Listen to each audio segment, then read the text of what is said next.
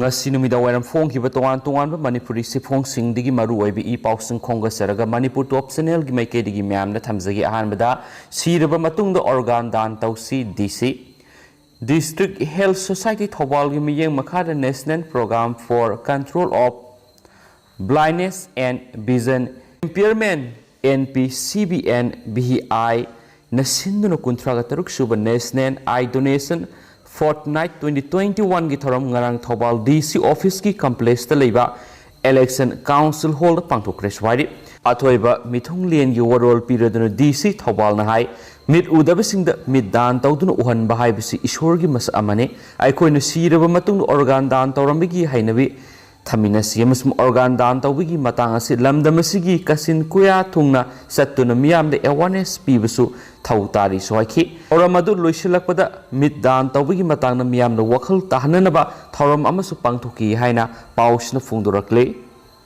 marak thana topa paw manamo aibo house arrest ta thambiri mehebuba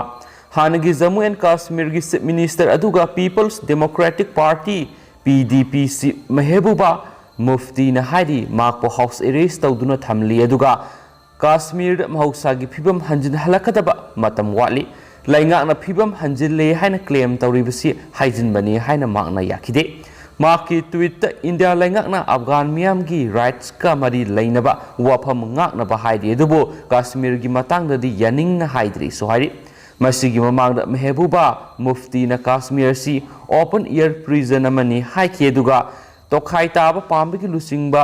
Sayyid Ali Shah Gilani gi haksang da Pakistan gi phiral amana kuplaga international kholaw lawkiba matungda center na FIR tawki haina criticize tawki magna singnari basi authority na mobile telephone service snap tawkiba matungdani madu hardliner separatist leader Sayyid Ali Shah Gilani sibagi ahingdumaktada khudaktagi sanahankiba madudani haina sufungdorakli Makasa tarak point ato papaw amana lawmi singi yaifa thaurangi khanabada Manipur gi CM su saruk yakre Manipur da oil pump project mai paangna pangthok pangamna bahonari NPP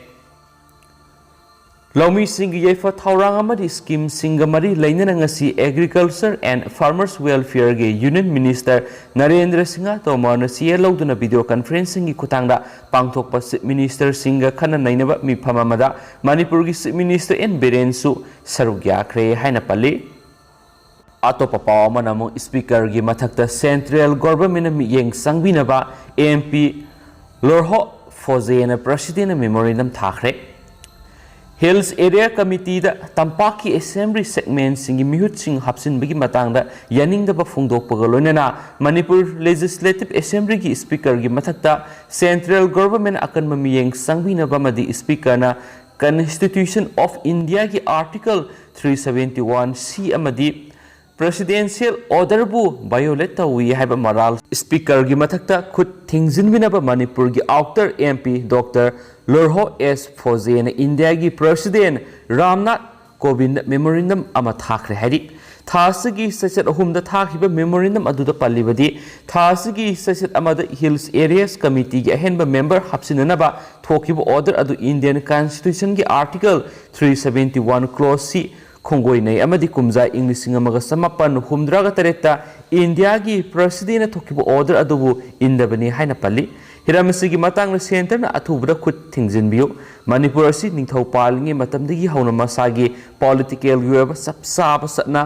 kanglon laijaba lamdam ama oirami singa madi tam haina khaidokhiba matam adudagi ningthau na tamda palingi matam singi lamsingda lebak ngakpagi satna kanglon adu British na palaba matung yorakhibani singa madi tamgi puwari oiba lainariba mari adu yenglaga central government singi miyamgi hak khunggawnobigi mayokta masangak thoksanaba sapsaba ngaklopiba madi singi lainaba issue sing khangdokpa ngamnaba makhal kyagi provision sing semduna thamli loinana speaker gi order sina sing tamgi patangda sabu khudong sadabaga loinana athubada president na yingsin biu haiba wafam sing memorandum asida palli haina spouse na phongdorakle atopa paw amana BJP NPP nungainadaba leite mikhal mamangda ngamna ba satnarabasu mikhal loiraga sungsinnarakani Leite-Jayentakumar IMC gi ex mayor Seram Sunil amadi Ward number 11 gi ex member Mongjam Arun Kumar NPP da sanglakpada taram okpa amadi NPP youth Kaisamthong Kendra gi thagi mifam ngasi gari da leba Kaisamthong Kendra gi MLA Leite-Jayentakumar gi farmhouse ta pangthokre Leite-Jayentakumar na hai haujuk Manipur khwaidagi khutlingba leidiba party asi BJP Congress NPP amasum NPF ni haujuk BJP ga NPP ga satminariba asida miyamna nungainadabagi mawna uribasi karisu leite kumza inglising ani ga kungani thuida pangthokodoriba mikhal asigidamak mikhal mamangdadi masa masa na ngamnaba satnarabasu mikhal matungina jungshinabagi phirep lorakani election asigidama haujuk election gi lalong kankhatnarakle kanana karamba party da yawgadagi haibigi matangnasu kanna honari amasum mikhal asida NPP na lengak paibigi pangal leitrabasu khannabada yawa party amadi soidana oiragani loinana mikhal asida NPP na atopa party ga pre-poll alliance tawgani su haiki thauram asida NPP youth Kaisamthong Kendra gi thaupuba kaya su saruk yakhibaga loinana ward number 12 ki corporator Premila su saruk yakhi haina phongdorakli atopa pawamanamo khana nainaba mifam pangthokre kada covid na sufam nongpham khangdabadagi miyam yu yonba yawnarakle kadana lamdamasida safonglakpadagi hauna Manipurgi singa masum tampaki tongan mafamsingda leptana pangthoktuna lakpa mayai kaba chinjakna khunaida piba saitheng amasum masibu thingbada miyamgi thaudang haiba campaign gi manungsana ngasi nungtil pung amataba matamda Imphal West District ki manungsanba Ningombam Mayai Maning Community Hall da kada Imphal West District Committee kada Ningombam Unit amasum Ningombam Mayai Maning Women Development Association punna kusamnaduna miyam gi oiba khana nainaba mifam ama pangthokre haina kada gi sirol amana hari Coalitions Against Drugs and Alcohol kada gi sirol asina hai thauramasi